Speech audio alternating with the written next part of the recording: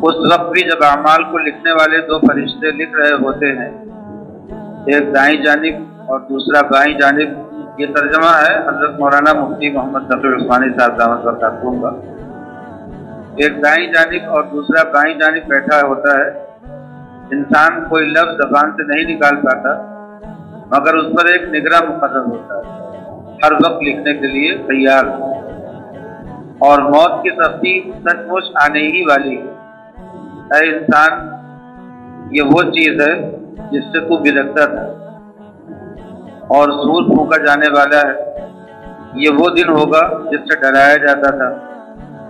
اور ہر شخص اس طرح آئے گا کہ اس کے ہاتھ ایک ہانکنے والا ہوگا، اس کے ساتھ ایک ہانکنے والا ہوگا اور ایک گواہی دینے والا. حقیقت یہ ہے کہ تو اس واقعے کی طرف سے غفلت میں پڑا ہوا تھا. اب ہم نے تجھ سے وہ پردہ ہٹا دیا ہے جو تجھ پر پڑا ہوا تھا، چنانچہ آج تیری نگاہ خوب تیز ہو گئی.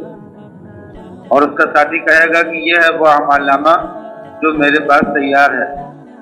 حکم دیا جائے گا کہ تم دونوں ہر اس شخص کو جہنم میں ڈال دو جو کٹر کافر اور حق کا پکا دشمن تھا، جو دوسروں کو بھلائی سے روکنے کا عادی، بے حد زیادتی کرنے والا اور حق بات سے شک ڈالنے والا تھا، جس نے اللہ کے ساتھ کسی اور کو معبود بنا رکھا تھا.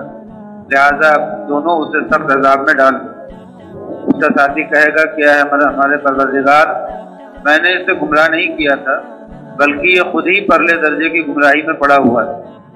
اللہ تعالیٰ کہے گا کہ تم میرے سامنے جھگڑے نہ کرو، اور میں تو پہلے ہی تمہارے پاس عذاب کی دھمکی بھیج چکا تھا. میرے سامنے وہ بات بدلی نہیں جا سکتی اور میں بندوں پر کوئی ظلم کرنے والا نہیں ہوں.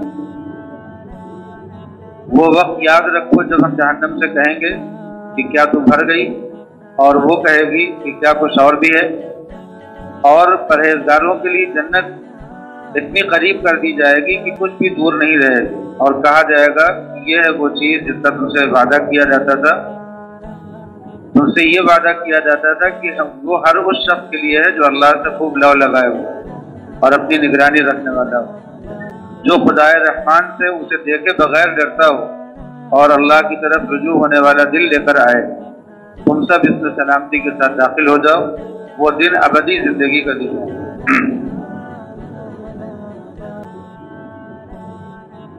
قرآن پاک کی جو آیتیں ہیں ان میں سے ہر آیت ایک عقیدہ ہے، اور عقیدے کا مطلب یہ ہوتا ہے کہ جو مضمون اس آیت سے ثابت ہوا اس کو ہم نے دل سے مان لیا اور اتنے یقین کے ساتھ مان لیا کہ اب اس میں کوئی شبہ نہیں پیدا کر سکتا. کسی کتاب کے پڑھنے سے، کسی باطل پرست کی بات سننے سے بھی اس میں شبہ نہیں پیدا ہوگا، اس لیے کہ یہ اللہ کی طرف سے بہت ہی مضبوط کلام ہے اور اس پر ہم نے یقین کیا کہ اللہ کی طرف سے. تو جب خالق کائنات، جس نے یہ ساری کائنات اور سارا عالم بنایا ہے، جب اس کی طرف سے کوئی مضمون آتا ہے تو اس میں کسی طرح کے شبہ کی گنجائش ہی نہیں. ذالک الکتاب لا ریب فیہ، یہ کتاب ہے اور اس میں ذرا بھی شبہ نہیں. تو ہر آیت ایک عقیدہ ہے. اب ایک عقیدہ یہ تھا کہ ہم نے انسان کو پیدا کیا اور ہم جانتے ہیں اس کے جو دل میں خیالات پیدا ہوتے ہیں ان کو بھی، نفس میں جو وسوسے آتے ہیں ان کو بھی. مطلب یہ کہ انسان کی تمام کیفیات کا ہم احاطہ رکھتے ہیں. اس لیے انسان یہ سوچے کہ میری کوئی حالت اللہ سے مخفی ہو سکتی ہے. جس کو سب سے زیادہ مخفی وہ سمجھتا ہے وہ اس کے دل کے خیالات ہیں. اسی لیے بزرگوں کی نصیحت ہوتی ہے کہ جب اللہ والوں کے سامنے جاؤ تو اپنے دل کے خیالات کی بھی نگرانی رکھو، وسوسے جو آتے ہیں ان کی بھی نگرانی رکھو. پیش اہل دل نگہ دارے سے، اہل دل کے سامنے جب جاؤ تو اپنے دل کی حفاظت کرو. بدگمانی کسی بھی طرح کی نہ پیدا ہونے پائے، وسوسے برے نہ آئے دل میں. اس لیے کہ جو اللہ والے ہوتے ہیں ان کا دل شیشے کی طرح، آئینے کی طرح صاف ہوتا ہے. حدیث شریف میں ہے المومن مرآۃ المومن، مومن کا آئینہ ہوتا ہے. تو اللہ والے جو ہوتے ہیں وہ حقیقت میں مومن ہوتے ہیں، وہ آئینہ ہوتے ہیں. جب ہم اپنا دل لے کر کے ان کے سامنے جاتے ہیں تو میرے دل کی جو کیفیات ہیں، جو وسوسے ہیں، وہ ان کے دل پر منعکس ہو جاتے ہیں۔ اسی لیے کبھی کبھی ایسا ہوتا ہے کہ نماز میں ایک امام وہ ہوتا ہے جو عام لوگوں میں سے ہوتا ہے، اور ایک امام وہ ہوتا ہے جو خاص ہوتا ہے، اللہ والا ہوتا ہے۔ جو اللہ والے امام ہوتے ہیں ان کے پیچھے جو مقتدی نماز پڑھتے ہیں، ان مقتدیوں کے جو خیالات اور وسوسے ہوتے ہیں، کبھی ان کا بھی اثر اس کے دل پہ پڑ جاتا ہے امام کے اوپر۔ نبی کریم صلی اللہ علیہ وسلم نے فرمایا کہ تم لوگ نماز پڑھنے کے لیے آتے ہو، کیسے کیسے خیالات لے کر کے چلے آتے ہو؟ جس کا مطلب یہ ہے کہ جو خیالات ہمارے دل میں چلتے رہتے ہیں ان کا بھی اثر پڑ جاتا ہے صاف دل لوگوں پر۔ انہیں صاف دل لوگوں کو روشن ضمیر کہتے ہیں نا، تو ان روشن ضمیروں پر ہمارے ضمیر کا حال جب منکشف ہو جاتا ہے، وسوسے وہ ان کے دل پہ چلنے لگتے ہیں، تو وہ سمجھ جاتے ہیں کہ یہ میرا وسوسہ تو ہے نہیں، یہ وسوسہ جو مجھ سے ملنے آیا اس کا وسوسہ ہے۔ حضرت جلال آبادی نور اللہ مرقدہ کو لوگوں نے اپنی آنکھوں سے دیکھا، مشاہدہ کیا کہ حضرت جو وقت ملاقات کا مقرر تھا اس وقت میں لوگ جاتے تھے، ملاقات کرتے تھے، تو بس سلام کرتے تھے، مصافحہ ہوتا تھا، اور دو نصیحت فرماتے تھے، ایک دو نصیحت فرماتے تھے، اور وہ دو بات جو ہے فرما کر کے روکتے تھے۔ لیکن جو شخص بھی جاتا تھا وہ جا کر کے جیسے ہی حضرت سے سلام مصافحہ کرتا تھا اور حضرت اس کو کوئی نصیحت کرتے تھے، وہاں سے اٹھ کر کے وہ جب باہر آتا تھا تو اس کو لگتا تھا کہ جو میری پریشانی چل رہی تھی، جس مسئلے کو میں لے کر کے گیا تھا حضرت کے ساتھ، حضرت نے اسی کی بات کہی، وہی نصیحت کر۔ تو حضرت کو کیسے پتہ چلتا تھا؟ کون سا تار جڑا ہوا تھا؟ وہ وہی ہے، دل پر انکشاف ہو جاتا ہے۔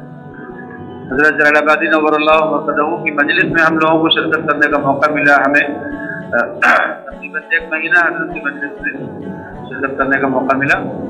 ایک مرتبہ ہم نے حضرت کو کچھ اپنے حالات لکھے کاپی میں، تو حضرت نے فرمایا کہ بھائی اگلی مجلس میں حضرت نے کاپی کا جواب اس طرح سے دیا، کاپی میں تو جواب جو لکھتے تھے وہ لکھا، لیکن اگلی مجلس میں حضرت نے فرمایا کہ لوگ اس طرح کے سوالات کرتے اور مجلس میں توجہ سے پوری بات سنتے نہیں، مجلس میں بیٹھتے ہیں توجہ سے پوری بات سنتے نہیں ہیں۔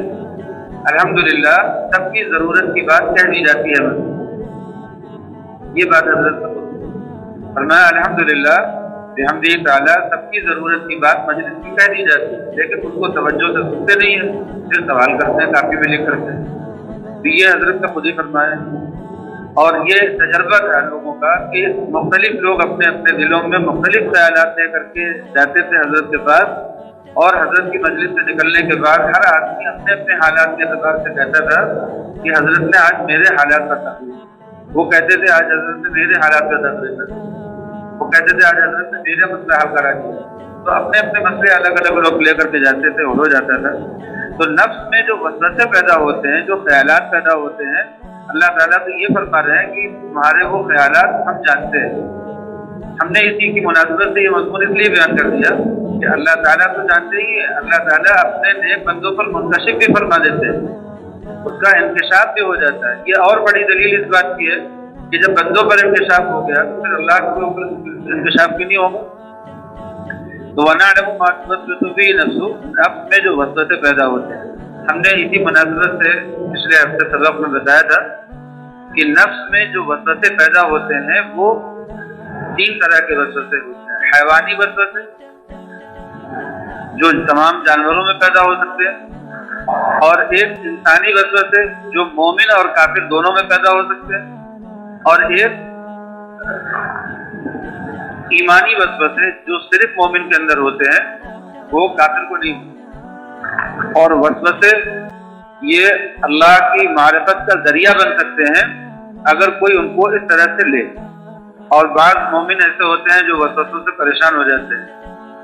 تو ان وسوسوں سے پریشان ہونے کے لیے علماء نے، بزرگوں نے لکھا ہے کہ پریشان نہیں ہونا چاہیے، بلکہ ان کو آئینہ مشاہدہ حق بنا لینا چاہیے، اللہ کے مشاہدے کا، اللہ کے قدرت کے مشاہدے کا ایک آئینہ بنا لینا چاہیے کہ اس کے ذریعے سے آدمی محسوس کرے کہ اللہ تعالیٰ نے دل کو کیسا بنایا، کہ میری مرضی کے بغیر اس میں خیالات آتے ہیں۔ میرے پاس دل ہے لیکن اس دل میں جو وسوسے آتے ہیں، جو خیالات آتے ہیں، ان میں میری مرضی نہیں ہوتی، جن چیزوں کو ہم نہیں چاہتے وہ بھی آتے ہیں۔